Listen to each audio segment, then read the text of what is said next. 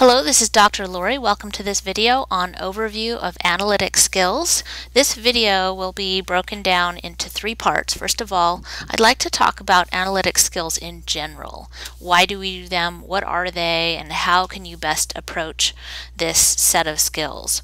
Second, once you know what exactly you're after, then I'd like to show you how these fit into a research process, kind of a general overview of how research itself works. And then third, we'll take a look at how data actually fits into the big picture of the research process, because we'll be looking at specifically data sets and how they are set up. So first of all, for analytic skills, why do we do them? The main reason that I like to tell people in terms of public health are something called the 10 essential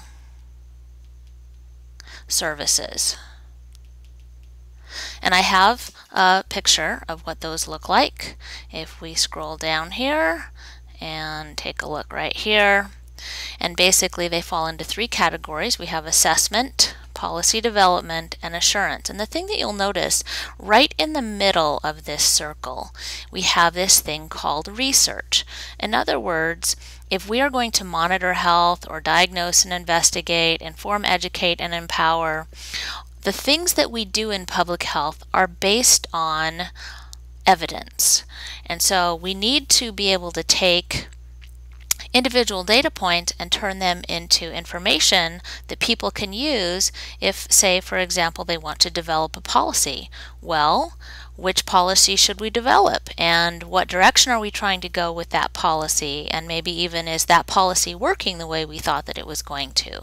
If we were going to link or provide care or assure a competent workforce, any of those things, we need to have the evidence or the research behind it so that we know which direction we're going and whether what we're doing is being effective. So it has everything to do with the 10 essential services.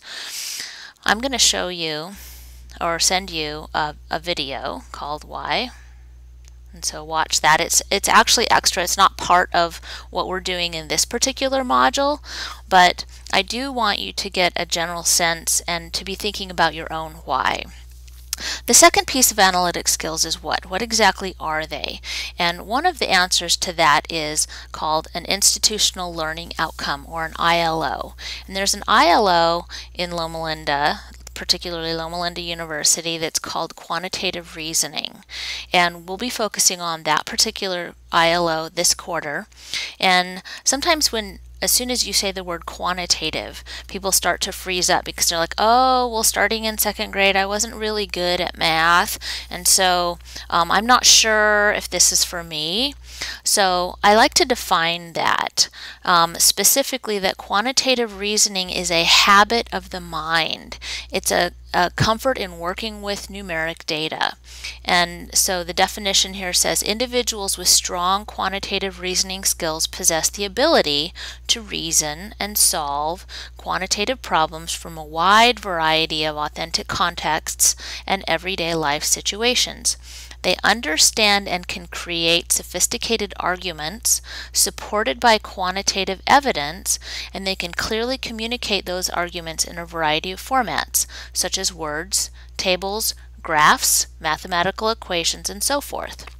So this really is just a habit, a way of thinking about the world in terms of, and that goes back to the 10 essential services. If somebody says, well, we need to create a program, your first, or at least part of the beginning of that is, well, how would we structure that so that it actually does what we think it's going to do? What evidence do we have that other people have created programs? Or what do we know about our particular population that would help guide us in that particular process?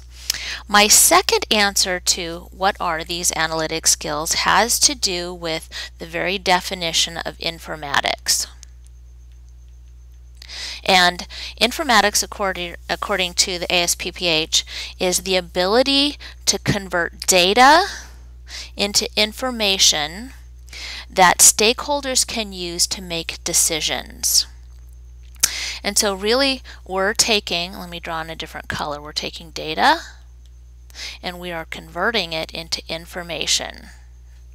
And really, informatics goes farther than that. The informatics framework allows us then to take the information and turn it into knowledge. And that knowledge then can be converted into wisdom. And so really what we're doing is we're taking all those little bits and pieces of data and converting it into something that somebody could look at and really understand what's going on, turning data into information. I think when you frame it that way, a lot of people say, well, I can turn data into information. That doesn't sound like math to me. And you're right. Statistics really is very applied. It's very practical. We're thinking about the real world, a wide variety of authentic contexts and everyday life situations.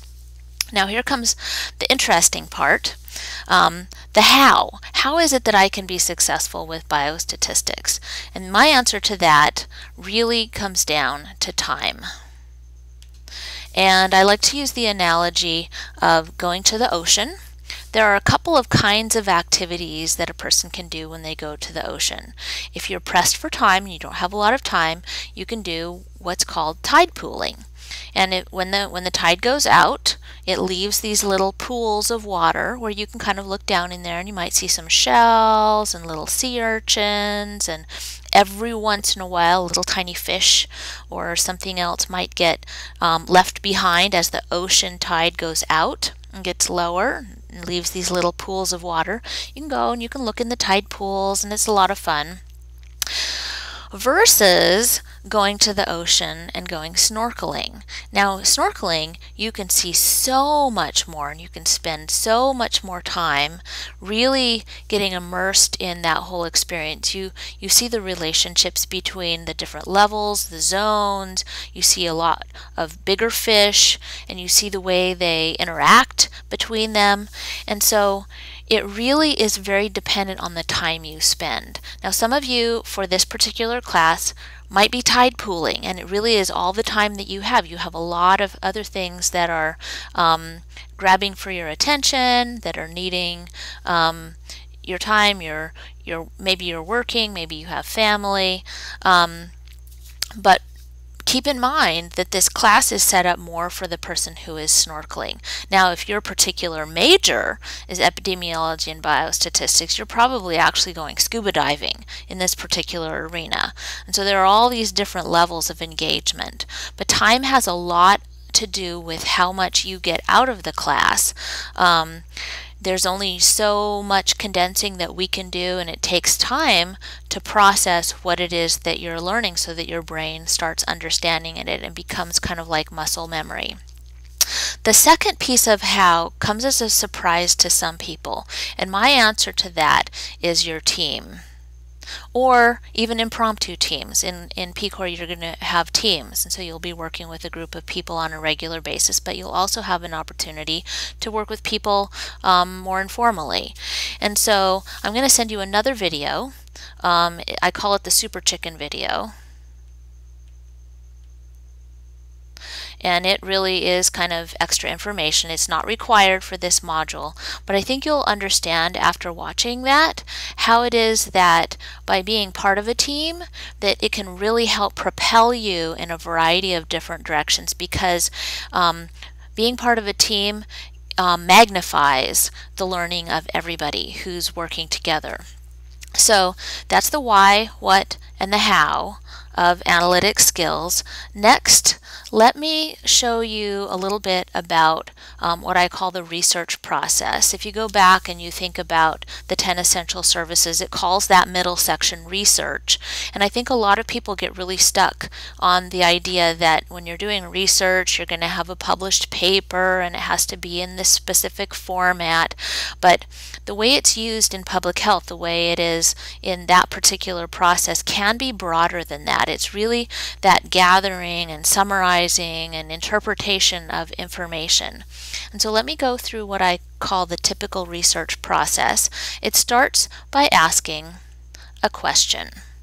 And so here we are, we're asking a question, we're sitting around and we're wondering, I wonder why this, or I wonder if there's a relationship between these two things. And often that wondering that asking of a question stems from something that we observe. And so here we are, we're observing something, and we ask a question.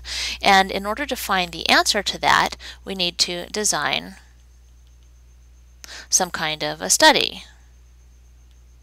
Could be that the data has been collected for a different group, and now we're going to collect it for our group, and we're going to see what we find with that particular study.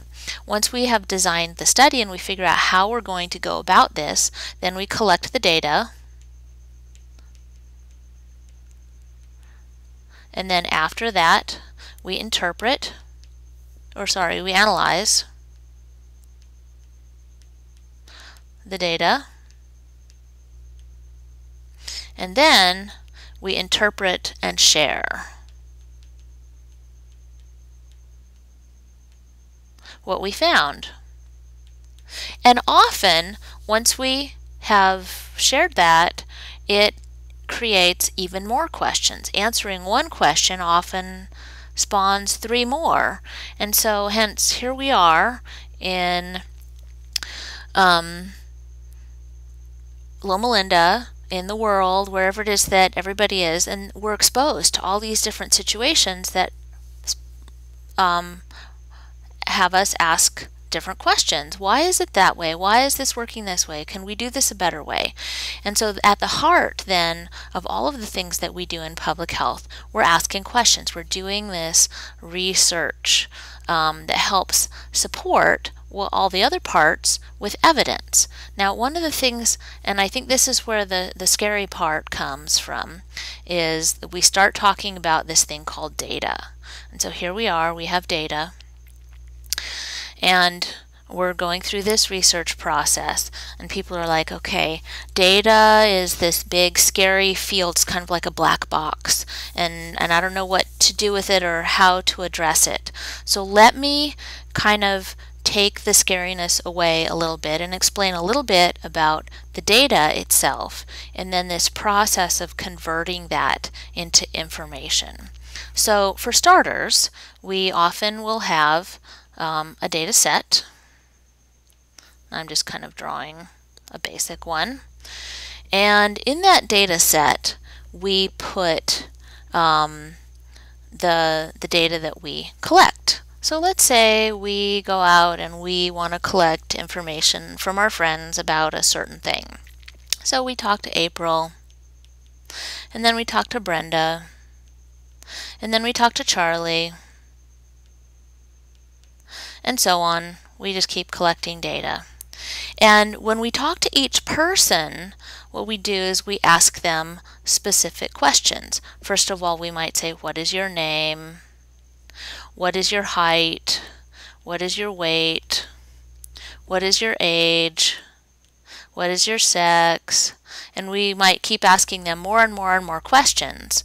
For each person, the thing that I want to point out is that we ask each of those questions for each person. So if we had some kind of a data collection form, it would have a place for April to write all of that information for herself.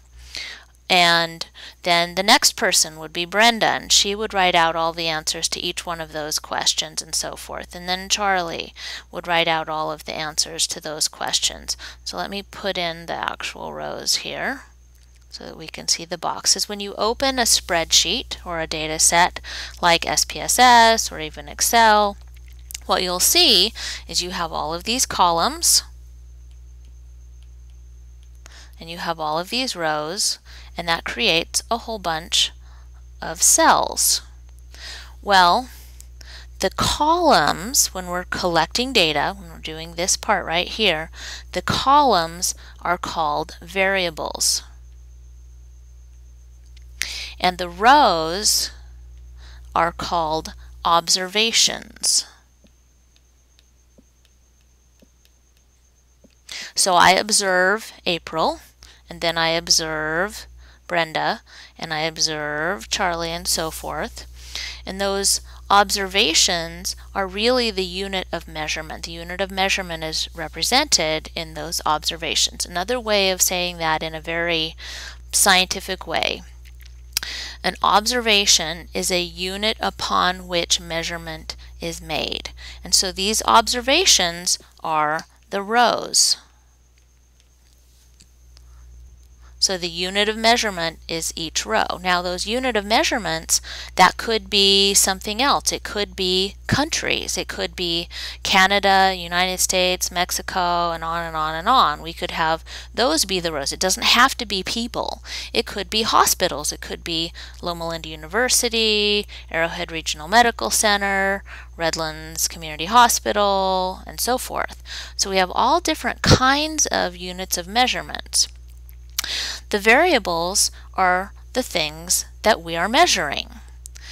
And often it's very easy to get variable, let me get the right color, confused with value. But the value is really something different. The value is what we put in each one of the cells. So for the first observation, April, the value for the variable age is 29 years. For the second observation, Brenda, the value of the variable sex is female. And ultimately, we would have all of these cells would be filled in with the values for each one of those observation for each variable. And so that's our goal, is to really fill in the whole entire data set. And so once you understand that the observations, the rows, are the individuals, the unit of measurement, and then the columns are the variables, then the data set starts making a lot more sense. Now if we only had 3 people in our data set, and we had, let's say, 2 females and 1 male, it would be easy to look at that and be able to tell, oh, it looks like 2/3 of our people are female and 1/3 is male. But as soon as you get to have dozens and hundreds and thousands and hundreds of thousands of observations and many, many variables, there's so much data that it's hard to summarize in our brain. And so what we do is this process of data analysis, and we turn that information into things like graphs. We summarize the information maybe in a table. We take that information and turn it into statistical probability. And that's this data analysis section. We've collected data, we put it in a spreadsheet, but it's hard to use that data. We need to turn that data into information. Remember this up here? We need to turn that data into information that can be used by stakeholders to make decisions. Well, if we can't turn it into information, here's the information part. Over here, these are all different ways of showing information. Here's the data. Then we won't be able to use that in order to make decisions. We need to have that so that we can do those 10 essential services. So that's really the big picture of biostatistics. If I was to put it in a nutshell, here we are, we're in the middle of the 10 essential services. Research really is core to all the other 9. The research process then requires us to collect data and analyze data, and really that is the process of turning data into information. I think a lot of times people, when they hear the word biostatistics, they say, I don't know if I can do this. Biostatistics is probably too hard for me, so I'm just going to put a big giant X over here. They start out as totally defeated. What I want to do is I want to take you along this continuum to the point where you feel confident. I need you to trust me. I need you to trust in the process of the kinds of things that I'm having you do in biostatistics. My goal is to take you from that defeated, it's too hard, I can't do this, up to, yes, I understand this is really important, and to take you then from there to, I think I can do this, to here. Let me show you the summary of the data. Here's the happy person who's confident and able to perform all of those essential services, to be a part of a team who can contribute in that quantitative reasoning, that habit of the mind, the ability to think things through in order to take data and turn it into information. Thank you for joining me for this video. I look forward to working with you this quarter.